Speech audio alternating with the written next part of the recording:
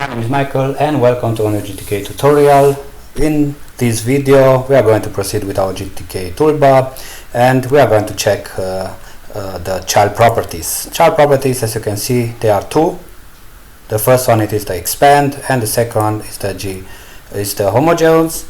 It says whether the item should receive extra space when the toolbar grows. And the homogeneous says whether the item should be the same size as other homogeneous items. So in other words, how you will set the child properties? Well, with the help of the GTK container. Let me go a little bit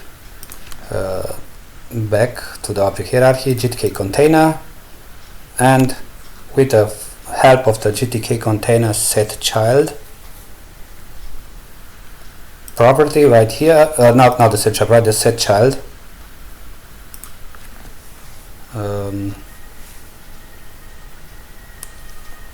Child set right here.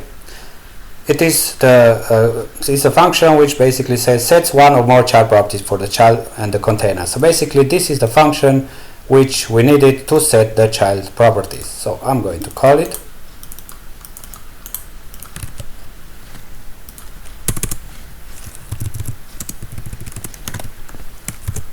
The first one is the GTK container, and the container, of course, it is the toolbar. And now we need the child. The child will be now the tool item, let's say 1, the first tool item. And now we need the properties. So the first property should be the expand. I'm going to set it to false, which defaults. The second one will be the homogeneous, which is also it will also be set to false.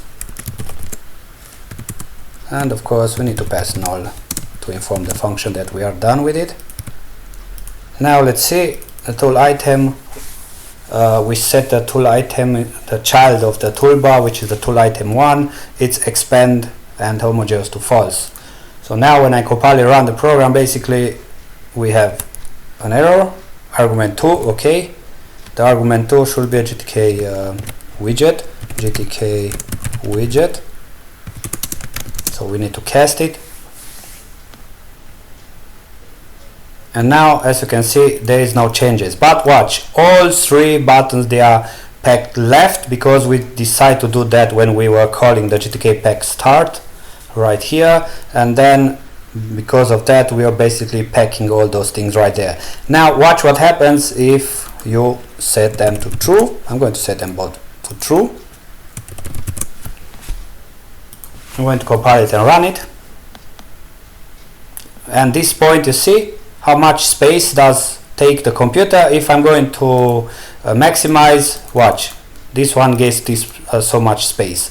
Of course, if you now call it on another one as well, like I'm going to do it right now, and instead of item 1 I'm going to say item 3 this time with the same child properties, you will see that the first and the last one gets set. You see, this one is smaller, this one is bigger, smaller, bigger, and if you maximize you have 2 big buttons and 1 small in the middle.